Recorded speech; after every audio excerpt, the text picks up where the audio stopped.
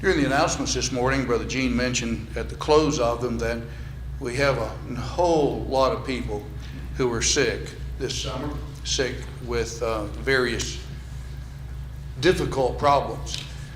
And he mentioned that it seemed like more so than in a long time, maybe even in his life. The serious sicknesses and deaths this summer. Back a month or so ago, during the lectureship in Athens for the Truth Magazine Foundation, there was a young man, young in my estimate, he was in his 40s, I believe. Sean Cavender preaches up in Wichita, Kansas. He had delivered a lecture, stayed around that night, and then in getting out on Highway 31, he was hit by a car and killed. Here's a gospel preacher, good man, has children at home, doing a good work, and killed instantly. Here's Larson Plyler, closer to home, whom we've known since youth. Many of you have known him since, I guess, he was a baby. 4 children, teaching in high school, preaching as he has opportunity, having a number of classes, and stricken with a brain tumor. We're praying that things will go well, but still, there are a lot of problems there. And you think, boy, here's a great person, a great young person, all kinds of good things going on, and then wham. When I was 19, I was living in Atlanta, going to school, and I got word one morning early that Brother A.C. Moore, whom I love so much, I remember Brother Lewis vaguely, but Brother Moore was the first preacher I actually remember listening to, killed by a drunk driver, coming back from a gospel meeting that he had preached down in southwest Alabama. And I thought, wow, as good a man as he was, as wonderful a preacher as I thought he was, even though I was younger, and as much good as he had done, and just killed instantly by a drunk. And you think the fairness, the justice in the universe, and it just doesn't seem to come out. So what happens when bad things happen to good people? What happens? How do you explain that? Well, unfortunately, there are a number of people who've written books, and a number of people have subscribed to the idea, well, it was just God's will. It was his time to go. Here's a baby who is born, and things are going extremely well. The parents, the husband and wife, mother and father, they're together, they've got a good life, they're serving God, and they've had a long desire to have a baby, and the baby is born, and the baby is doing well for a while, and then turns sick and dies. And the explanation is, well, it was just God's will that occurred. And it makes people wonder about God. It makes people actually challenge the goodness of God in their thinking. And I thought it might be good for us to talk about this idea. What about bad things happening to good people? Or rephrase it. Is it God's will when such happens? There are a lot of people who think it is. That it was God's predetermined will that this happened. That Brother Moore be killed by a drunk. That Larson develop a brain tumor. That Sean Cavender be killed on Highway 31 immediately after a lectureship. That's God's will that those things happened, that those things were predetermined, that there was nothing that could change those things whatsoever, and they were to look at that as just this is what God wants to happen. Or what is the divine perspective behind all of that? I want us to spend this evening and likely next evening talking about this. But tonight, I want to focus a little different situation or different attention than just to focus on why there is suffering in the world, why death. I think that's easily answered. I really do. The choices we make, there's evil in the world, there's sin in the world, death in the decaying process are a part of life. That's really the simple explanation. But when people say, well, what about God's will? This is God's purpose.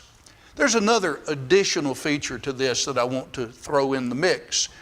Sometimes people will be doing something in life, and perhaps they have a particular talent, and they're using that as their ministry, so to speak, for God's service.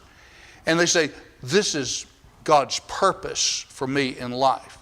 And what they mean by that, not to serve God in a general way and seek His kingdom first, but that this specific work that I'm engaging in, this specific talent that I have that I'm trying to use, this is God's purpose for me, God's will for me specifically in my life. What about all of that? If my specifically doing things in life is God's purpose for me, then was Brother Moore's getting killed by a drunk driver, was that a specific purpose that God had? God wanted that to happen? That was His purpose? Is that right? Is that the God that we serve? Is that His purpose?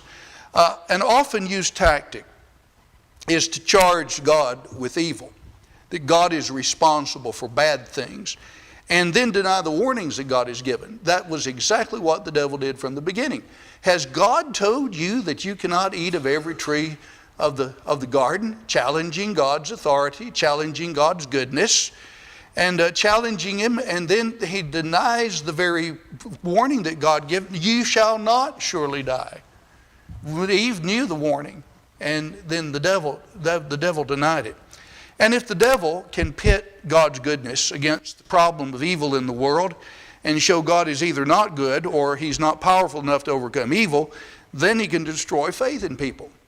I think I've heard that. People say, well, I just can't get the idea of how much evil seems to be prevailing in the world, and if God is so powerful and if God is so good, why does He let all this happen? Well, He gives us free will. That's the simple answer. He gives us free will. And everybody has it, and everybody can exercise it, and then consequences come. But I want us to go back to the idea of this thinking that it's God's purpose. In fact, there are popular devotional self-help books that are on the market that actually present, I believe, a number of problems to people in almost the light of trying to answer some of these things that we're talking about. There's a slew of self-help, popular, devotional, religious books out. And people sometimes ask me, have you read this book? I said, well, I read a few pages. Or I read enough to kind of know where they were going with it. And quite frankly, those things don't appeal to me. I have to force myself to read things like that because I don't feel like I'm profiting or getting any insight into God's Word. And that's really where I want to spend my time. And there's an additional attraction to these kinds of books. Usually they're Max Lucado type, others that are written on a kind of a positive mental attitude. There is the attraction. They're usually well written. They're short sentences, a lot of heavy on illustrations, and they make a lot of people feel kind of warm and fuzzy inside. And what happens when people start reading those devotional, self-help, religious kind of feel-good books, then they get lulled. Their emotions are drawn away, and when the emotions are drawn away, the analysis of what you're reading suffers. It lags behind usually. And for instance, years ago, not too many years ago, Rick Warren wrote a book that has some good in it, The Purpose-Driven Life. And you know, the title of that sounds good, The Purpose-Driven Life. If you think that the word purpose is, a plan, you have a plan for work and you work your plan, well, that's always good. An aim, a goal, that's always good. I thought I had my life kind of planned out when I was coming up, and my plans changed. But here's a young man who wants to be maybe a doctor or an engineer from the time he's just 4, 5, 6 years old. And there's usually more good that can be accomplished if a person does, carry out his long-term goals than aimlessly wandering through life and not really knowing what we want to do. That's one thing. And if Rick Warren used the purpose-driven life as the general purposes that God has that we need to serve, to fear God and keep His commandments, this is the whole duty of man, then that would be one thing. But that's really not what the book is about. If you allow Rick Warren to express himself, his book is not about serving the general purposes of God. And if you allow him to speak for himself, this is what he says in the first few pages. This book is dedicated to you. Now listen carefully to what he says. Before you were born, God planned this moment in your life. It is no accident that you are holding this book. Now, can you imagine this? You wander into a bookstore, and on a used bookstore shelf, maybe a bargain shelf, you've got this book. And you pick it up and you read this sentence. What does that mean? That means that before God laid the foundation of the world, that He could look down in time and He could see that in maybe 2023 there's going to be this fellow by the name of Philip Owens. He's going to be way up in years, and he's going to go to this used bookstore, and he's going to go to the clearance shelf, and he's going to find this book, and he's going to read this page on this date at this time. That's what he's saying. That I could not have chosen to do something else, that was predetermined by God. That's what he means by what he says in this sentence. In chapter 2, he says, God prescribed every single detail of your body. He deliberately chose your race, the color of your skin, your hair, and every other feature. God left no detail to chance. Now, I want you to keep that in mind. God left no detail to chance. There's no chance. There's nothing in life that we might do that there's a chance it could go that way or chance it could go that way. Is that right? Well, the truth of the matter is, when we think about what God's Word actually says, that's not a true statement. In Ecclesiastes, and we'll spend a little more time in Ecclesiastes in just a moment, a little bit later, but in Ecclesiastes, the 9th chapter, there's a passage there that I believe looks on this very idea. I returned and saw under the sun that the race is not to the swift, nor the battle to the strong, neither yet bread to the wise, nor riches to men of understanding, nor yet favor to men of skill, but time and chance happeneth to them all.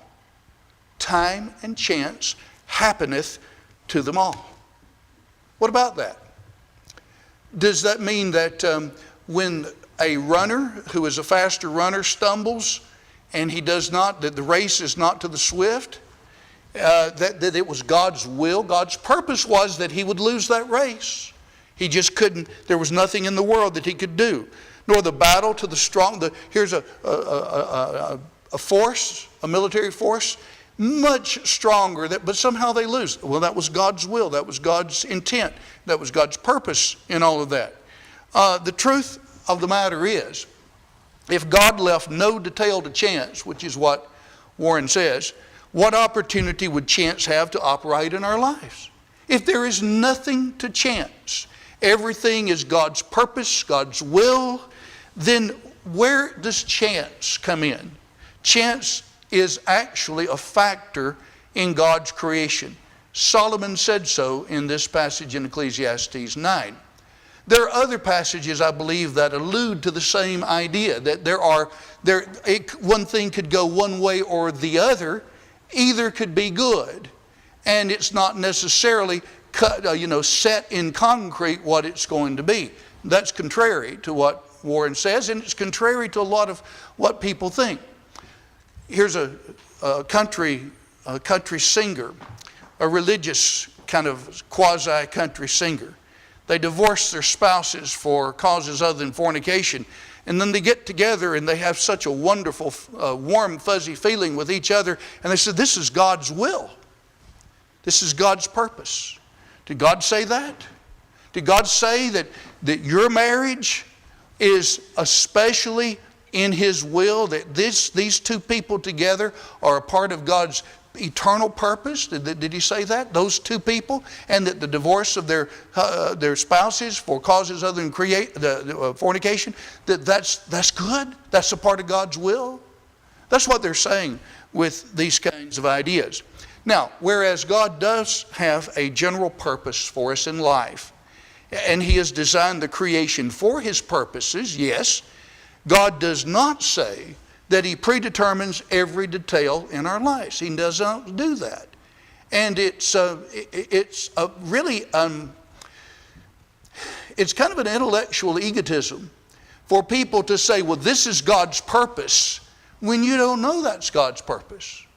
Putting words, as it were, in God's mouth. I want us to look just briefly. There are some passages that deal with the general purposes God has for us in life.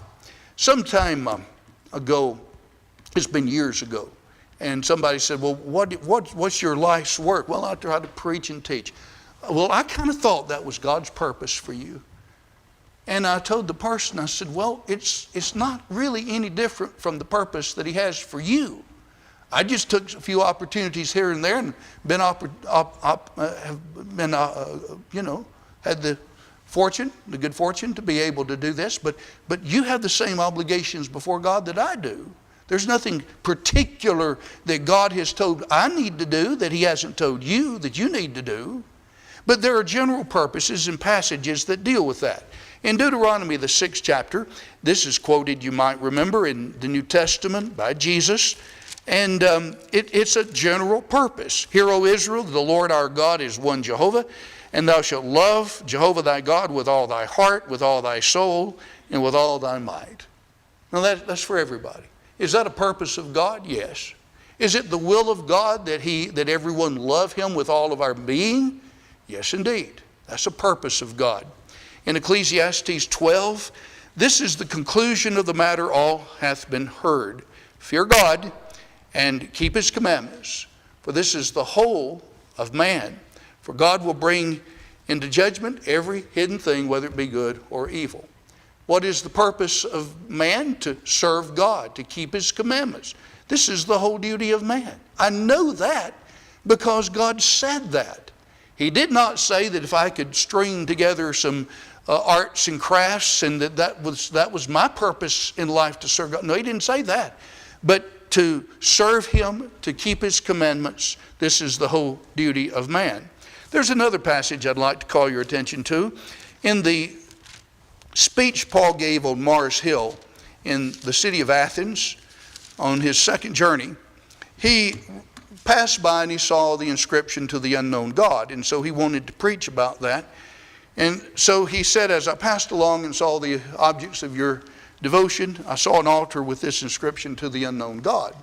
What therefore you worship in ignorance, this I set forth to you.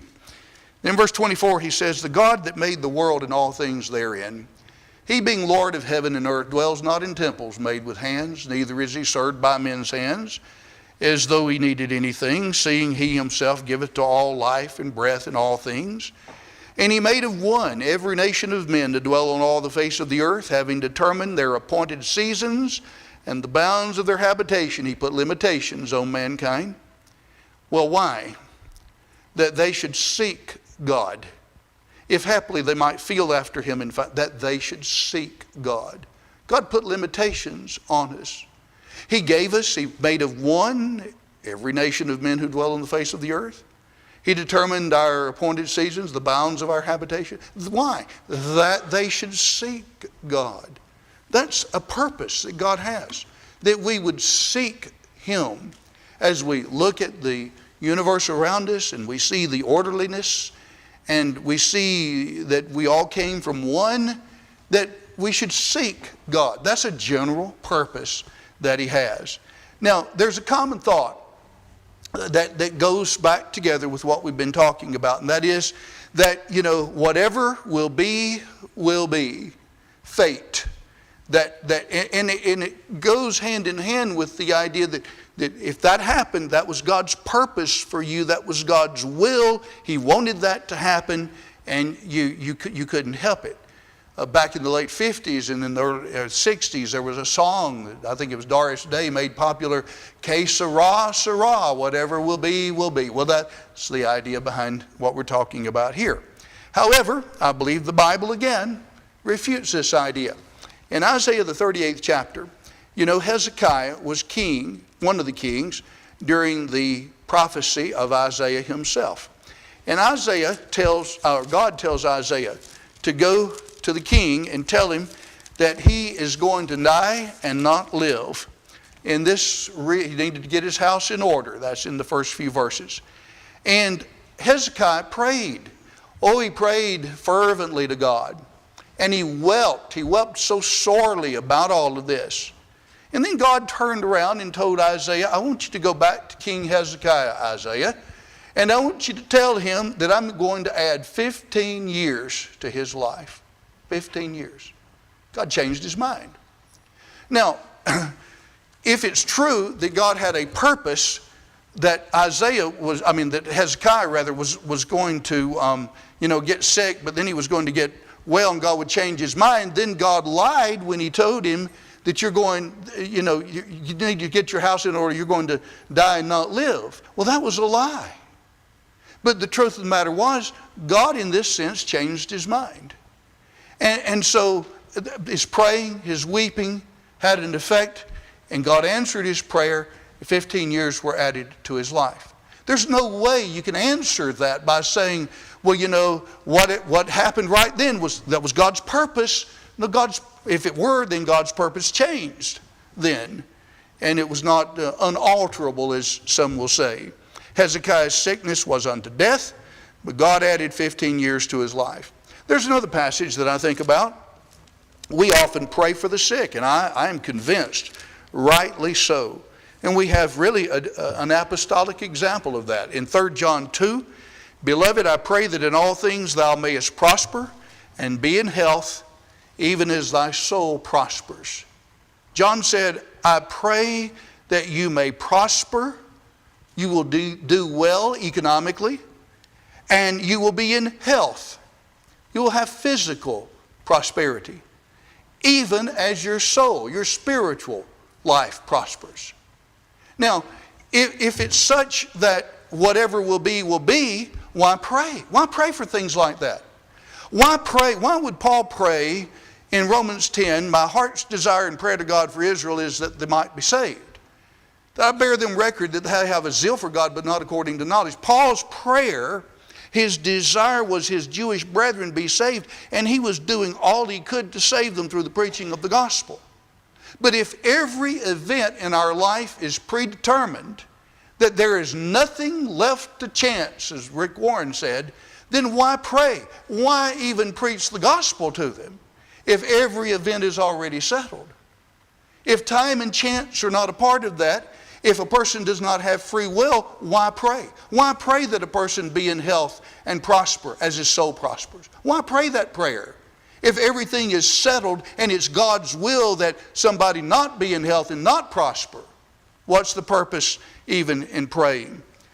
I think sometimes, and I've heard this idea, that people sometimes get worked up in a wad, so to speak, over the fact that there's a decision they have to make, and the decision is not a matter of wrong or right. It's not a matter of moving the family to Sodom like Lot did. That's not it. But it's a choice between things that are equal and right. And people struggle over sometimes the idea, well, I want to do God's will in this matter. We all want to do God's will in the matter. But how do you know what God's will is? As my wife has said, it would be nice if God would send a carrier pigeon down with the message, this is the choice you need to make in this matter. But he doesn't do that. God does not do that. The Bible does not reveal any kind of idea that God does that. When confronted with choices, sometimes people think there's only one right choice that God wants, but you have to guess at it and hope it's right. And we're not speaking of moral or spiritual issues, but choosing between things that are equal and things that are right. God provides oftentimes multiple choices. Then we're to do our best to develop those choices and honor Him to the best of our ability in our lives. Now, Somebody says, well, has God ever hasn't he made specific choices? And the answer is yes, indeed. He has made specific choices relative to people and some of the actions that they would be involved in. When he wanted Jonah to go and preach to the Ninevites, that great and wicked city, and Jonah did not want to do that. You remember the story, how he went toward Tarshish, which was Nineveh, from where Caesarea and Joppa, where that was kind of in a northeastern direction, and Tarshish was in the far west, the very opposite direction. Well, you know what happened to Jonah? Great storm, and they threw him overboard. Great fish swallowed him. He was spit up, and due to that motivational lesson, he changed his mind about going to the Ninevites. But the thing is, God had a purpose for his going there, and he eventually accomplished it. John the Baptist, as you know, was prophesied. He was prophesied in Malachi, the 4th chapter, the last couple of verses, that he would send Elijah the prophet, who would turn the hearts of the fathers to the children to the fathers. All of that, the work of John the Baptist was predicted. And so when John the Baptist came onto the scene, born of Zacharias and Elizabeth, John did not have to go through life and say, I wonder what God's purpose for me is. I just do not know what it is. He didn't have to do that. He knew that because God had even predicted it through the prophets. And then the angel Gabriel had specifically said to Zacharias, this is what your son is going to do. In fact, this is what his name is going to be. There was no question about John. And when it comes to Jesus dying on the cross, we have all the passages in the Old Testament, Psalm 22, Isaiah 53, and then we have the declaration of Jesus, or declarations of Jesus himself during his ministry. And then we have inspired statements about Jesus after the fact. We quoted this in our lesson in John 8 because of some of the ties to this idea. But when Peter declared in the 2nd chapter of Acts that him being delivered up by the determinate counsel and foreknowledge of God, you, by the hand of wicked men or lawless men, did crucify and slay. You delivered him to lawless people, the ones without law, the Romans.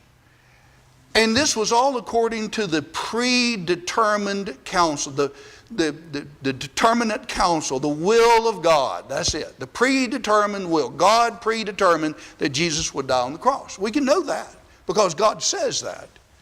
But God allows men to make choices. Then he wants us to use those choices to do either good or to do evil with them. Before you this day, I set life and death, good and evil. Deuteronomy 30 verse 15. I set before you this day good and evil. You need to choose. And Moses wanted them to choose to do what's right, to obey God. Joshua, in his valedictorial address to the august leaders of Israel during the latter days of his life, choose you this day whom you will serve. Whether it be the gods that your father served on the other side of the river, or the gods of the Amorites in whose land you dwell. But as for me and my house, we will serve the Lord. You choose. You have a choice. So God has made specific choices, but then he gives the ability for us to make choices, and then whatever choice we make, then he wants us to use that choice and honor him to the best of our ability within that. People in the Bible had choices to make. You think about Cain and Abel. Now Cain was a farmer. He had produce. Abel was a shepherd. And you know that in the process of time, each offered to God an offering. And Abel offered the firstling of his flock and the fat thereof. And with his offering, God was well pleased. Hebrews 11 says that Abel offered his sacrifice by faith. Faith comes by hearing God's word. Hence, what Abel offered was what God said. Now, I have actually heard people say that Cain didn't do God's will to start with because he was a farmer instead of a shepherd. How do you know that? The Bible doesn't say he didn't do God's will because he was a farmer instead of a shepherd. He didn't do God's will because he didn't offer the right sacrifice. I believe that Cain could have been a farmer and also honored God with a sacrifice by faith. Who can know that he didn't do that? That's reading between the lines and actually putting words in God's mouth that God didn't say. And it's like, well, God's purpose for him was this, and he didn't do it. No, that's not true. You can't say that. He had a choice, and he did not offer what God wanted. There's perhaps a little different kind of an illustration of this. You remember Amos was the herdsman of Tekoa. And if you turn to Amos, the first chapter, and the first verse, we read a statement. The words of Amos, who was among the herdsmen of Tekoa, which he saw concerning Israel in the days of Uzziah, king of Judah, and in the days of Jeroboam, the son of Joash, king of Israel, 2 years before the earthquake. Now, Amos had been a herdsman, tended sycamore trees. He was doing all kinds of outside work. Somebody says, well, let's look at chapter 7. Tekoa was just a little village south of Jerusalem. But in chapter 7, then answered Amos and said to Amaziah, I was no prophet, neither was I a prophet's son, but I was a herdsman and a dresser of sycamore trees. And Jehovah took me from following the flock, and Jehovah said unto me, Go, prophesy unto my people Israel. Now the point I'm going to make from that is this. Could you say, well, Amos was not doing, he was not living according to God's purpose, God's plan. God wanted him to be a prophet. No, we don't know that. We don't know anything about his life except he was a herdsman among those in Tekoa, a little village south of Jerusalem. And then when God called him to do something special, he did it. He had a choice of what to do. God did not narrate every last event in Amos' life. He did not do that. But when he told Amos to do something, he did it then. So there was a choice he had. And the same is with us.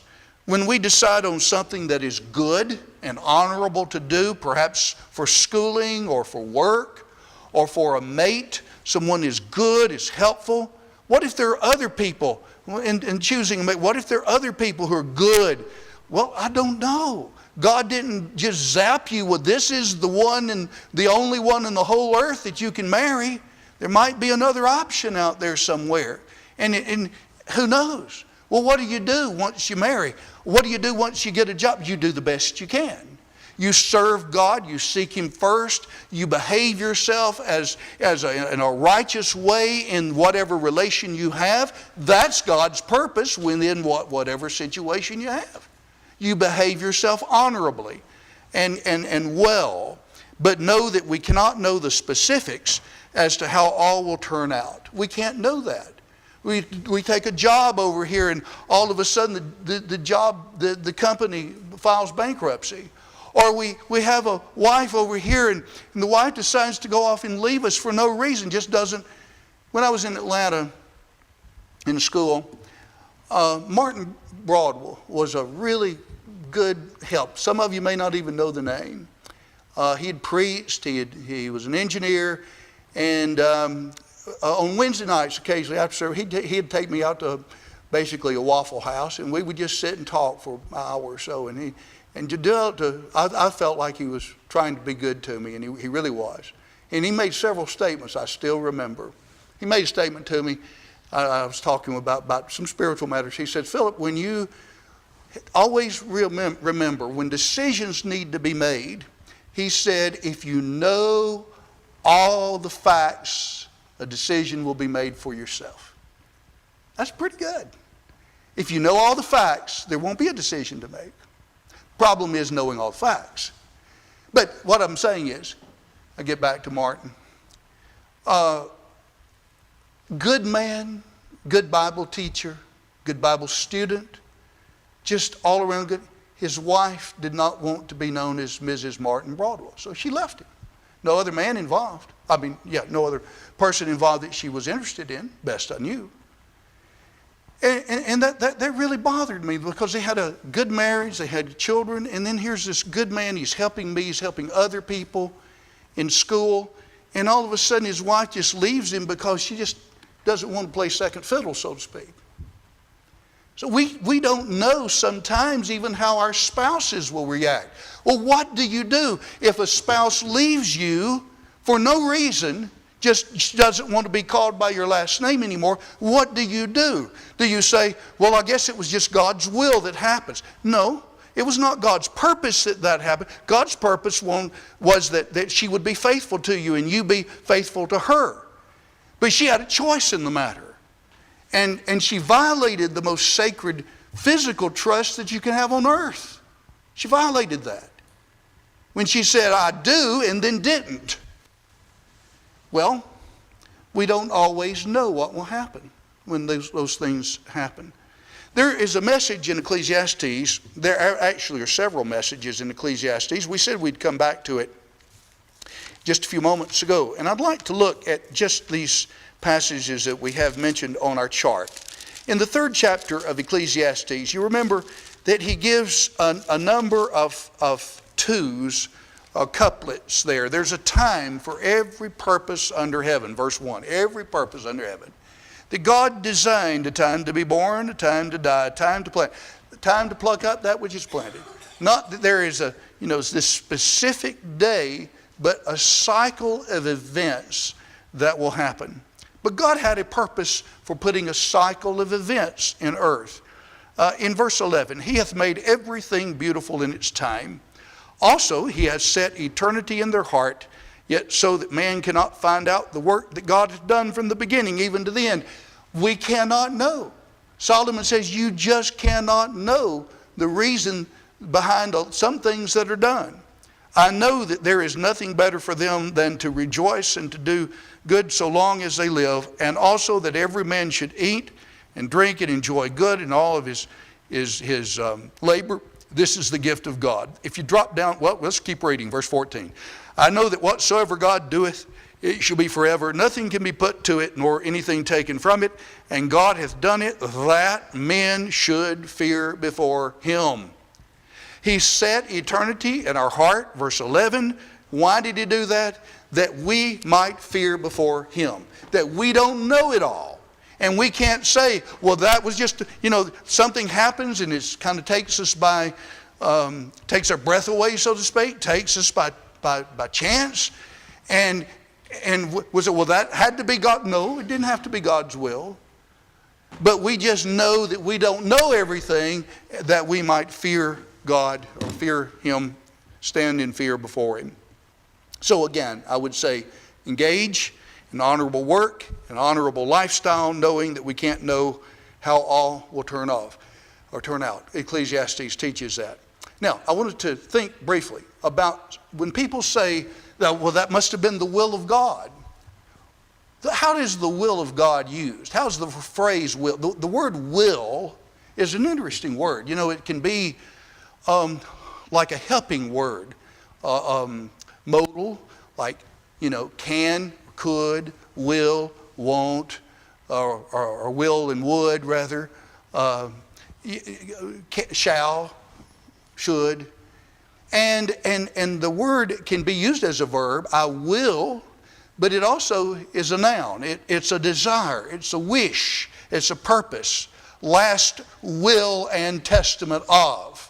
It's what I want done, or what you might have done with your estate following your decease. A last will, my desire. And it's used a similar way in the New Testament. It's used first as what I would consider the prescribed will of God. It is what God has revealed, what He states we should or should not do. In Matthew 7:21, not everyone that says unto me, Lord, Lord, shall enter, but he that doeth the will of my Father who is in heaven. What is the will? Whatever God says for us to do or not to do. That is the will of God in the prescribed way. This is the will of God, even your sanctification, that you abstain from fornication. 1 Thessalonians 4, verse 3. If any man willeth to do his will, he shall know the teaching, whether I speak from myself or whether I speak from some other. John 7:17. The will of God in that sense is what he prescribes that we do or not do. It may or may not be obeyed. If we do, there are blessings. If we don't, there are curses. There can be guilt if we don't, innocence if we do, and all of that can come as a consequence of our, how we view and what we do with the will of God that he has prescribed. Then there's the decreed will of God. What is to happen, what will happen, what did happen in times past. It's appointed unto men once to die. That doesn't mean that God desires that death came as a result of sin. But he set in motion the dying and decaying process that leads ultimately to death because of sin in the world. And so he has decreed that this will happen. Save the Lord come first.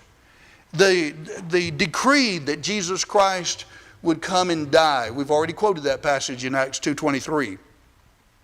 God has appointed a day in which he will judge the world in righteousness by the man whom he hath ordained, inasmuch as he hath given assurance unto all men, and that he hath raised him from the dead. God has appointed a day of judgment. He's decreed death will occur, judgment will occur, Christ did come, Christ did suffer. All of these were a part of God's decreed will. Then I believe the Bible teaches there's a third aspect of his will, his desired will, what he wants or wishes to happen. God is not willing that any should perish, but that all should come to repentance. His desire is that all would be saved. That doesn't mean all will, because everybody doesn't choose to obey him. But his overall desire is for that to happen. God would have all men to be saved and come to a knowledge of the truth. 1 Timothy 2 verse 4. He would. He wills that, is the idea. And then fourth, there's God's providential will. And that's unknown on our part. We don't know how. Joseph did not. One of the greatest stories of providence is the story of Joseph, how his good life, the jealousy of his brothers, the favoritism of his father, how that led to his being sold to the band of Ishmaelites. He goes into Egypt, then he continues his good life. He rises to power, was lied about by Potiphar's wife. After a couple of years in prison, is restored. Then because of a famine, they come down. How could he know that in the process of all of this, that God was, he could not know that. But he was just living his life, a good life, an obedient life, a righteous life, given very poor circumstances. Circumstances that were not favorable to his being righteous or favorable to his morality. And yet he maintained his integrity, maintained his morality in spite of all of that, and God used him. And hence he understood that later on in Genesis 45 when he said, it wasn't you who sold me, but it was God who did that. But he didn't know it during the time that it was going on. Paul said in Romans 1 verse 10, I long to see you, that I might help you, might establish some spiritual gift to the end that you be established. I long to see you. I prayed to that end. Did God answer Paul's prayer? Yes. How? Well, through the machinations of the Jews who arrested him or were going to beat him, and then through his nephew hearing about a conspiracy to kill him, told Claudius Lysias, had him sent to Caesarea, eventually 2 years eventually to Rome. He saw his brethren. How do you account for that but God's providence in all that happened? And James summarizes all that in James 4:13, 14, and 15. Come now, ye that say, we will go into town and spend a year there and buy and get gain. You know not what is on the morrow, for your life is but a vapor that appears for a little time and then vanishes away.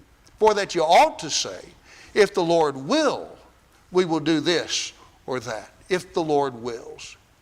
What that means is you can't tell. I can't tell necessarily what will happen. We hope that in the providential will that these good things will happen, but we don't know. We can't know that. So as we draw all of this to a close, there are some things about God's will we can and cannot know. We can know God's general purpose or His will, His general will for our lives. Passages teach that, to love Him with all of our being, to seek, to serve Him first, put everything else as secondary. We can know His prescribed or His revealed will, what He wants us to do, what He wants us to avoid. We can know that.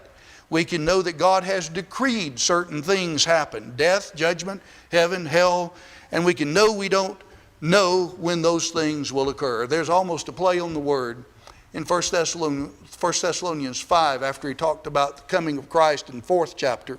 He said, these things you can know certainly. You can know certainly that you can't know. What can I know for certain that I can't know when the Lord will come? That's the point he makes there in 1 Thessalonians 5. We don't know when, but we don't know that it will happen. And we can know His desired will, that He wants all people saved. He wants all people. He loves us. We know that. And we know that He wants us to dwell with Him forever. That's a wonderful thought. We can know that. But we cannot know the details of His providential will. But we trust Him that all will be well eventually if we are faithful. I think you could almost summarize that God is not so interested in the details of our lives as they unfold, but how we deal with them. That's what He is interested in. Count it all joy, my brethren, when you fall into manifold trials, that the proving of your faith works patience. And let patience have its perfect work, that you may be perfect and entire, lacking in nothing. That when difficulties come, whether it be sickness, death, divorce, all kinds of things, bad things happen to good people, it's not God's fault. Just a little later in that same chapter, every good and every perfect gift cometh down from above, from the Father of lights, with whom there can be no variation, neither shadow that is cast by turning. Every good thing, the devil is responsible for the wrong and the evil and the problems in the world. But never let us say, well, it's just God's will that all these bad things happen. That just is not true. The words of these bestsellers notwithstanding. You've listened patiently, and I appreciate that very much. I hope that our thoughts have been helpful. We can know God's prescribed will. When Jesus said, he who believes and is baptized shall be saved, we can take that to the bank. And we can bank on it. We know that's right. He said that specifically for everybody. And if we seek first His kingdom, all these things, the necessities of life, somehow by His providence will be taken care of. We can take that to the bank. But when things come up, death, disease, difficulties, health issues, problems financially, problems emotionally, problems with spouse and families, and we say, well, why does God let this happen? Is it God's will? Definitely not. God wants the best, but He wants us ultimately to serve Him with all of our heart through whatever difficulty comes. If we can help you in any way, obey the gospel, do what is right, come to the